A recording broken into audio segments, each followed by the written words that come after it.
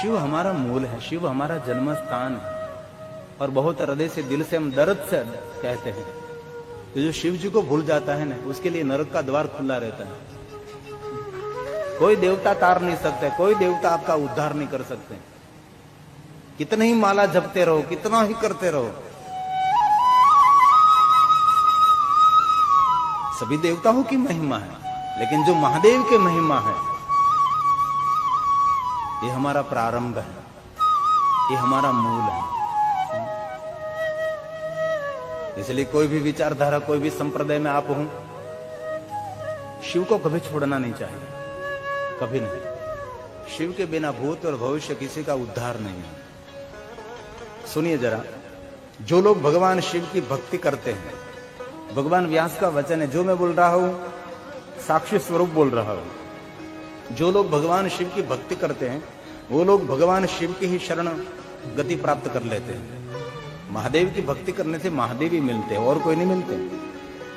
भगवान शिव की गति और शिव का शरण, शिव का सानिध्य ही मिलता है। और जो निरंतर भगवान शिव का स्मरण करते हैं, वो लोग कभी दुख को प्राप्त नहीं होते। ये व्यास जी का वचन है। इतनी सुंदर बात है। जो भगवान महादेव, भगवान शिव जी की भक्ति करते हैं, वो भगवान की शरण को ही प्राप्त कर लेते हैं।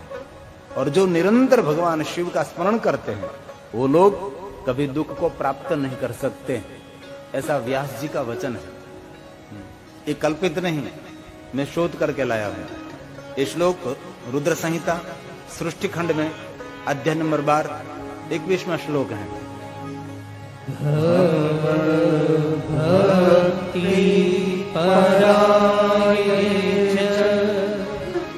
भव प्रणत चेतसः भव संसरणाये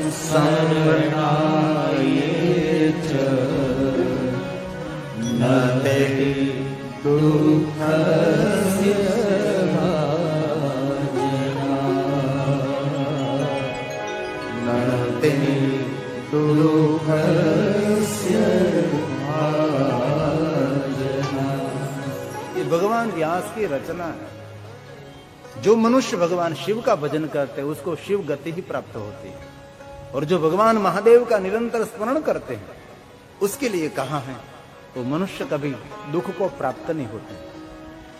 कोई मनुष्य दुखी है तो समझ लेना चाहिए, उनको शिव के ऊपर इतनी प्रीति नहीं है, अथवा आपके भजन में कोई कमी है, आपकी भक्ति में कोई क्षति है, कोई न कोई तो कारण है ही। व्यास भगवान का वचन कभी मिथ्या नहीं होता। दुख नाशो भवेदि है। भगवान शिव एक ऐसा देव है, जीवन के सभी दुखों में से मुक्त कर सकता है। देवताओं को दुखों में से मुक्त कर सकता है, तो मनुष्य के दुख तो एक पूर्ण समान है ही नहीं, समझो। और आगे बात कही सुंदर। शिव जी मां आद्य शक्ति को निरंतर कथा सुनाते रहते हैं। और भगवान महादेव तो निरंतर कथा गाते ही रहते हैं। अत्र वक्ता महादेव निरंतर शंकर जी कथा गाते हैं। लगे कहन हरि कथा रसाला। शिव जी निरंतर कथा गाते रहते हैं। तो परमेश्वरी को कहते हैं, हे परमेश्वरी, इस लोक में जिस प्रकार रुद्राक्ष शुभ फल का दाता है, उसी प्रकार कोई अन्य माला फलदायिनी नहीं है। जो हमने 2 दिन से रुद्राक्ष की पर हमने प्रवचन किया, इस श्लोक शिव महापड़ ग्रंथ का है। और महादेव ने स्वयं ने आद्य शक्ति को कहा है, जिस प्रकार रुद्राक्ष शुभ फल दाता है। रुद्राक्ष क्यों भरते हैं हम, रुद्राक्ष हम क्यों धारण करते हैं? तो यहां भगवान स्वयं महादेव ने कहा है, ये शुभ फल देने वाला है। रम रुद्र रोगनाशय धर्मंत्र रुद्र है, अधिकारों से सर्वेशा। मनुष्य मात्र रुद्राक्ष धारण करने का अधिकारी है। शूद्र की नारी भी 24 घंटे रुद्राक्ष पहन सकती है। सर्व के लिए मंगलकारी रुद्राक्ष माना जाता है। ये भगवान शिव ने कहा है, रुद्राक्ष हमेशा शुभ फल ही देता है। बहुत समय पहले एक लड़का मेरे पास आया था, कहे वो कह रहा था कि रुद्राक्ष पहनने से अहित हो सकता है।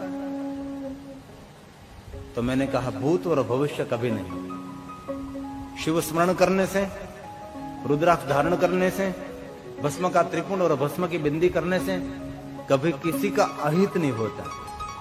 और भगवान व्यास ने वचन दिया है, शिव भक्ति, शिव पूजा, शिव सुमरण कभी निष्फल नहीं होता, ये निरंतर फल देने वाले हैं। और ऐसा फल मिलता है, फलम भक्तो न शक्नोमि, इस फल का कोई वर्णन नहीं कर सकते। यहां भगवान स्वयं महादेव जी कहते हैं, रुद्राक्ष हर हमेशा शुभ फल देने वाला रुद्राक्ष है। उसी प्रकार कोई अन्य माला फल नहीं देती। और बहुत सारे विचारधारा वाले कहते हैं कि हमारे भगवान का मंत्र रुद्राक्ष की माला से नहीं करना चाहिए। और एक धर्मगुरु का नाम मैं दे सकता हूं, लेकिन नहीं देना है मुझे।